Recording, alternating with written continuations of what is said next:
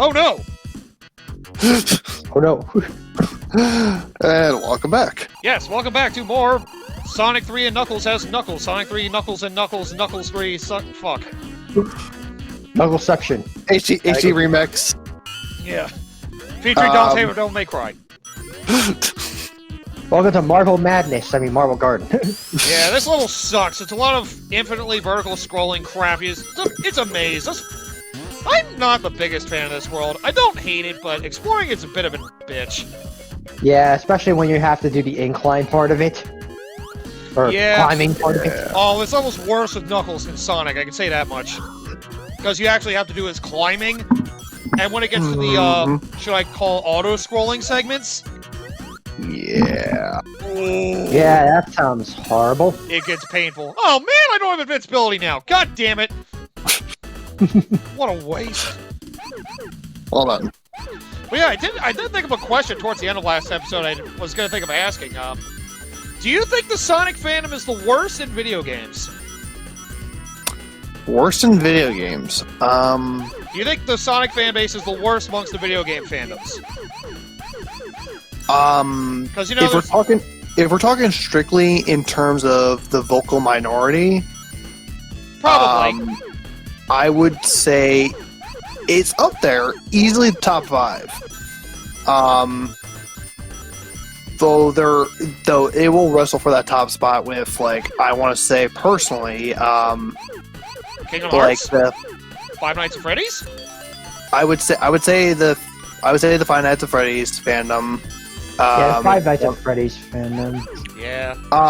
So that the fighting game communities in some regards, like I said, we're talking strictly vocal minorities here. So for anyone who's watching who happen to be part of those communities, we're not saying that you yourself are bad. We're just saying in terms of reputation, if we're going just solely off of that. Yeah, this is all just reputation stuff. So yeah, fighting game communities are rough because it's just the high barrier of entry, and honestly, it's. Some of them are very passionate, and I can understand, but... Like, there's passion, and there's some that are just, like, picking on the weaker people that don't understand any better just for the sake of making themselves look better, which I hate those kind of people in particular. And I've been in that situation before, and let's just say there's a reason why I'm not going back. You've also got console fanboys. Nintendo in particular, sorry if I'm... Oh, don't worry, I understand.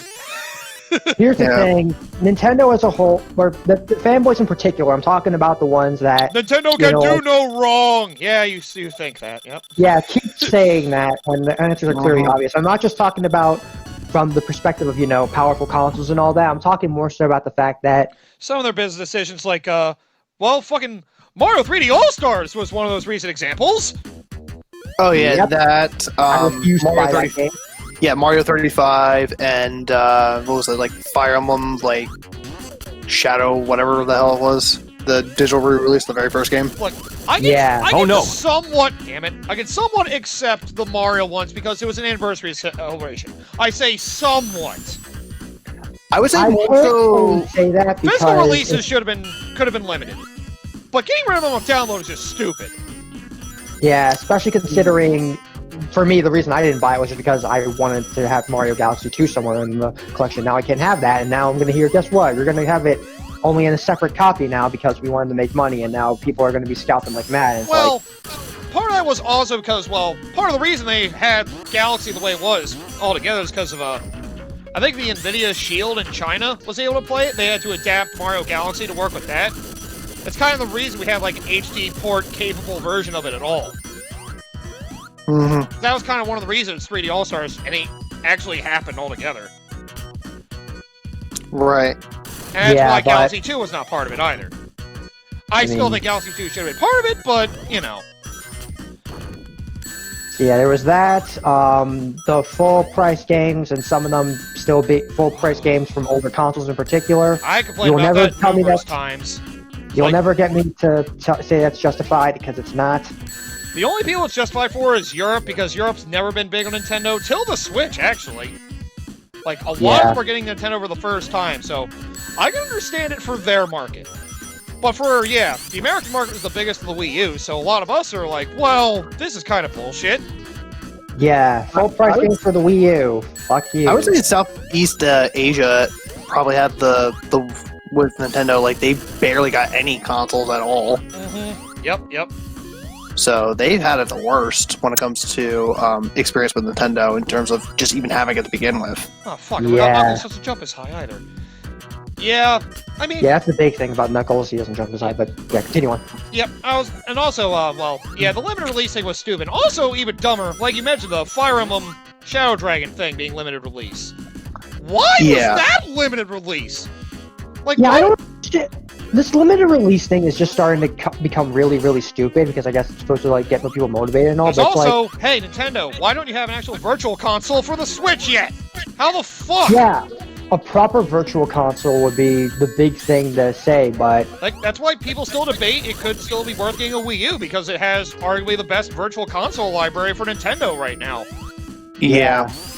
I mean, I did get Fire Emblem Shadows of Light, so I guess I don't. Or well, yeah, Shadows. You never played call it, so I didn't get it because I had the DS version on Wii U, which I got for a discount. So I was like, I don't need it. I mean, I just got it just because. I mean, limited release, yeah. Yeah. Plus, it was only $6, so it wasn't like it was breaking the bank. Yeah. I had the DS remake, so I didn't really feel like it was necessary on my end. Yeah, like I said, I only got it because it was like $6. If it was like 10 or more, then I was like, yeah, no, I'll pass. Yeah, I don't like Nintendo capitalizing on the idea of FOMO. Yeah. Cool. Yeah. Like physical releases, I can understand. Digital. That's just honestly really dumb. We've had plenty of games that have gone off because of licensing issues or PT. Yeah. But those are unique circumstances. Nintendo's just being greedy dicks. Yeah. And another example I can think of is when I heard of when Pikmin 3 Deluxe was released, apparently the original version that's on the Wii U is still being sold for full price despite Deluxe being a thing. That's what I've heard. And at one point they took it off of the store, eShop. Yep. Mm-hmm. They did the same thing with Donkey Kong Country Tropical Freeze as well, but they brought that back after like a month, I think. Yeah, they did the same thing with Pikmin 3 original as well. Yeah, they're doing some shady moves. I won't lie about that. Yeah. And the weird thing was, apparently the Wii U version of Pikmin 3 ran better than the Switch version, which makes even less sense. It makes sense, actually, in some instances, because the Wii U, it was built for it, so they kind of had that... Yeah, that is true. Yeah, it was mostly made for the console in mind, so... Yeah, so that's the kind of thing with the Wii... That's the one thing about the Wii U that I will say is a little awkward, yeah. It's kind of the reason why we won't get Xenoblade Chronicles X, or any of the other ones, or Star Fox Zero. Like, those that have to be rebuilt from the ground up, because of how much they relied on the gamepad. I mean, for Xenoblade Chronicles case, we have 2, so I don't think we have to worry about that one, but... Yeah. Well, X Star is Fox Zero. a completely different beast, but yeah. Star Fox Zero, they would have to frickin' rebuild from the ground up. Yeah. Yeah, and considering how well that sold, I don't think that's happening anytime soon. Yeah. Another one to add to the bin of abandoned Nintendo franchises. Another reason to not like them. Hey, where's F-Zero? Hey, where's another Star Fox? Hey, look at all these other games you banned, like Hit Icarus and... Oh. There's so much they could do. I mean, there are some, like, Star franchises, to be fair, so not seeing them would be weird, and some people would kind of be up in arms about it. So I can understand it from that angle, but... At the same time, though, at least it wouldn't be such a bad idea to at least bring one of them back. Yeah. Like, have, like, obviously your 2 biggest sellers, Mario and Zelda, like, normal. Oh, yeah. And then that each year, like, rotate one of your, like, lesser-known properties to get a spotlight or something. Kirby, Pokemon, Yoshi. Oh, Pokemon's one of the big ones, too. Metroid has also had a long wait for a true new game. Yeah. Yeah, so, Mario, Zelda, and Pokemon are, like, the hot sellers, so keep them normal scheduled, but all the other ones, like, Metroid, F-Zero... Yeah, Metroid, F-Zero, Kirby, Star Fox... Kid Icarus. Donkey Kong. Donkey... Yeah, like, all, like, the lesser known properties, or the ones that don't have as much in terms of a backlog with their series nowadays. Like give them more of a chance to shine. Like put in a rotation system. Yeah. So like for like 1 year, that 4 franchise could be, let's say, just throwing a random one out there. Let's say it will be like Metroid's turn, and then the next year it will be Star Fox's turn. Then the following year F-Zero, or then afterwards Kirby, or what have you. Well, Nintendo doesn't have a lot of internal studios. I guess it's probably really hard to coordinate all that. So yeah, just try to have it in a system so that way you can please the fans and not exactly break the bank on yourselves, to kind of just keep things satisfying. There's also Nintendo's annoying philosophy. We can't do anything unique with it, then, well, there's no need to make another game. I mean... Looks at the Mario franchise. I was just say, like, all these are... And Legend of Zelda, for a certain degree. Yeah! At least I love the series. But Breath of the Wild's the best game ever! At least with the Zelda series, despite how formulaic it's became since Link to the Past. Yeah. I still like up until Skyward Sword. There's at least enough difference in each entry to warrant being its own thing. Yeah. Even some that have only subtle differences, like Twilight Princess. Yeah. But there's enough difference, yeah. I will say, as much as I wasn't a big fan of Breath of the Wild like Koshi, I appreciate they at least tried to do something different.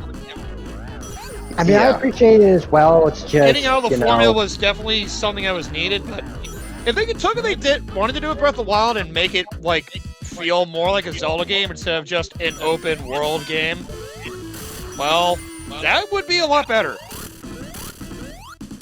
Also, Super Knuckles.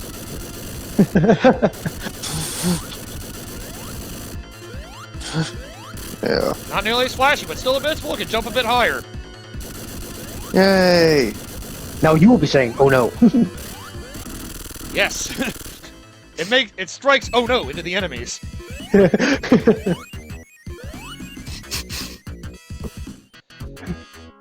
that was only the first act. But yeah, Nintendo's definitely been on a slippery... Well, then again, all of them have been on slippery slopes lately. Sony's been on a slippery slope as well. Yeah, I would say mainly the big three are kind of on a slippery slope with how they've been their business practices. Sony with game preservation has been very poor lately. Oh yeah, Nintendo that's the big one. Nintendo with being different always does things in such a weird ass backwards way. Yeah, and Microsoft still needs games. Sorry. Yeah. Microsoft still needs exclusive games, but they bought up a lot of studios that some people aren't a fan of. But well, they're trying. I mean, they need exclusives, so if you're going to complain about it from that angle, then. And then we have game streaming. I just don't like it as a whole. Yeah, like I said, the best idea of like gaming as a service, I don't like the games themselves being a service. The way like being able to buy and use games as a service, like what Game Pass is, that's something that could work. I mean, they still need to work out the kinks of Game Pass, but they're taking some good steps in the right direction. Yeah, so far with that, like, because with the Xbox One that me and my girlfriend have been sharing with, like, we have Game Pass and all that, we got the Ultimate version, and because the bundle I got came with, like, 3 months free of that. Mm-hmm. So far, they're pretty good, honestly, and if we want to own the game itself... You buy it at a discount. And, yeah, you can buy it at a discount, even DLC at a discount. Like I said, I think Yakuza 0 and another one of the Yakuza games is on there right now as well. Yeah, there's a couple of Yakuza games on there. So there's 0, there's the remastered collection, I think it's called. Yeah. Is that the one with 3, 4, and 5? That sounds great. I have that collection for the PlayStation 4, though I'll probably end up more than likely getting on Steam again because... It sounds like Microsoft's trying to push really hard with Yakuza for their system, which, is a pretty cool move. Like, Yakuza's just been on a big upward climb since 0 in particular. Yeah. Hopefully that series will finally get the recognition it deserves. Yeah, because That series is amazing. Yeah, I can't wait to get into it myself someday. Yeah. But yeah, either way, they're all fucking up. Gaming's just been a weird fucking... Everybody's trying to go up on trends, and well, gaming's kind of lost the heart of what it was. Yeah, it's like, and the ironic thing is that the ones that are doing the trends mostly are the ones that are like in the AAA market when they have all the money to throw for the innovation and stuff. But I guess it's one of those cases of, you know, like that little trend when it comes to, you know, the war, the peace, and the peace that follows, and then the depression that follows suit, that kind of system. Mm-hmm. Well, maybe that's a little extreme, but you know what I mean. It's like, Right.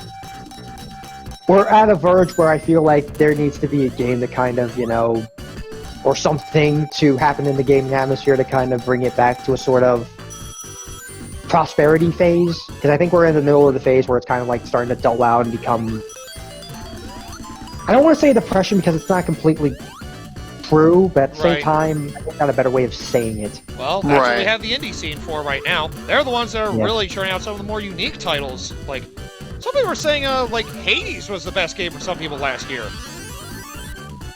I mean... Then again, Supergiant Games in particular have been very good at the roguelites. They've been very good on that. Yeah, they've been great at that front, especially with Hades. Hades is just fantastic. The indie scene has been some of the best gaming we've had, like, since, well, the beginning of last generation. I can't wait for the day when indie devs finally get to like the point where they start understanding how to do 3D action games. So I would like to see a 3D action game resurgence. Because I know, like, we had Devil May Cry and Bayonetta 3 hasn't. Bayonetta 3 still being worked on. Who knows how far along it actually is. And then there's the Gaiden trying to make a comeback, but which like I would so be for. It'll help Team Ninja find their stride again, maybe. The problem is, it's like they don't have the original developers who understand what made Ninja Gaiden in particular great. Because each one of the future games kind of been like diminishing returns sort of thing. I wanted to say I think they had some of the original developers return to help with the port of the Ninja Gaiden HD collection. I think. The thing is, it's only the Sigma versions and Razor's Edge, so it's not going to be nearly as... Well, they said they lost the code for the original versions, but who knows how much of that is actually true. Could just be they're lazy with Sigma. Yeah, it could also be a thing because... You know, Xbox gets access to Black, while everyone else does not. Yeah. That's why I'm thinking, it's like, I feel like it has something to do with an exclusivity thing. That is true. Maybe. That's my guess. For why they won't do it. It's possible, yeah. Yeah, who knows? Welcome to Knuckles 3 Knuckles, where we talk about how much the gaming industry sucks now. The future of gaming. It sucks. No. Future of gaming, it's dead. Oh no. Just like you did. Oh no. Oh no, indeed. But, I mean, yeah, it's just, well, the new consoles did just come out, Nintendo's being Nintendo. There really hasn't been, like, anything to look forward to recently. That's probably more why it feels that way. Yeah. There hasn't been, like, anything to excite us. I mean, part of it right now is because of the world we're living in currently, but... Yeah, that did ruin a lot of things. The thing is about that climate, I get the feeling, I'm not going to hold my breath for anything this year, because something tells me, with the pandemic that happened, I get the feeling a lot of games are going to suffer for it. Yeah, I do keep forgetting about that sometimes, but... Yeah, the most recent example I can think of is Cyberpunk 2077. Well, yep, Cyberpunk 2077. Yep, that was more of an issue of the publishers kind of forcing CD Projekt Red to get that out the door more quickly. Despite, you know, the pandemic kind of halting a lot of progress. Like, come on, games aren't coming out. Now's the time to release this. I don't care if it's not done. Get that thing out of the door! Yeah, so in the big gaming atmosphere, who to blame for most of the game when games suffer usually ends up being, more often than not, the publishers, because they're the ones pushing it out because they want a deadline. Yep. Because money! Yep. Yeah, it did ruin some of the gaming things, too. Like, E3 was almost non-existent last year. Well, it basically was. Yeah. So we just got gaming news sporadically throughout the year, and none of it was really that big, except for, hey, new console's coming out, hope you're ready to pay $500. for 8K gaming. We don't even have really 8K TVs yet. You can't even get 60 frames per second. How do you expect us to believe that? No, that's the max that it can go to when in like 1 second. In that 1 second, they get that resolution up. Yeah. And there's still rumors of the Switch Pro as well for a 4K Switch. I wonder how much of that is actually true. Yeah, I'm not holding my breath to it. Well, E3 this year, we will see. If they do say something about it, it'll be E3 this year. Because the rumors have been coming around a lot lately. If we don't hear about it by then, chances are it's bullshit. Yep. Because, I mean, it is a handheld. You know how they love to upgrade their handheld systems. Mm-hmm. DS to I don't DS hate Lite the to idea of DSi, Game Boy Advance, Game Boy Advance SP, 3DS to new 3DS, which was a dumb name. Well, it's more of a hybrid console than anything else, and plus the only thing in terms of really upgrades, I only really started with the original DS because Game Boy Advance SP. Well, okay, well that was like more one-time thing because of a lot of the features that that did make playing for that a little bit better. That you didn't have to buy like all this external crap. Having an internal backlight was the best thing that SP did. Oh, yeah, rechargeable battery. And rechargeable battery. Oh yeah, those two like hand in hand. That too. Yep. Yeah. Although apparently it doesn't have a headphone port. That's the only real thing that it doesn't have. Yeah. I'll sacrifice that any day. Then again, the Switch at its core is still a handheld. It basically can stream to the TV, but it is at its core a handheld. Yeah, I mean, if the Switch lays any indication, yeah.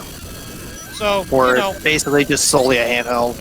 I wouldn't be fully against a mid-gen upgrade. That's kind of more for like, if you want to. It could be kind of their answer to like, well, we know our competitors have released super powerful console. Maybe we can have something to bridge the gap, so we at least have some of the current gen offerings on there. That's the thing. People want to go to the Switch because of portability, but because a lot of the games end up playing like crap, not a lot of people want that option. Yeah. Having a more powerful version could answer that problem. I mean, I usually just use my Switch as a console more often than not anyway. Yeah, I like using my Switch for a console, not really for like the quote-unquote current gen games. I use it more for indies and, well, Nintendo's own efforts. Yeah, Nintendo's that's usually how I go for as well. Oh, by the way, here's unique boss for Knuckles! Because he can't fly, he has to deal with this. Yeah. Instead of flying around, this boss hooks around and digs through the ceiling and floor. The spider, whatever you want to call this. Yes. Just make sure you hit him as he goes around the room. That's all you gotta do. It's a little jarring, but yeah, that's the thing about Knuckles' playthrough. He's got unique bosses, so, one of the things that makes his playthrough feel fresh. Yeah. Like I said, dread the boss you have to deal with this world as Tails. It's terrible.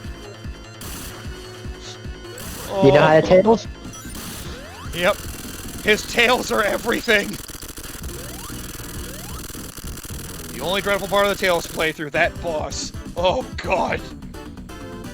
The looks of it, it makes it seem like I'm not sure who has it easier in terms of the boss in this stage, because it looks like Knuckles' stage isn't that bad. Knuckles is easier. The boss anyway.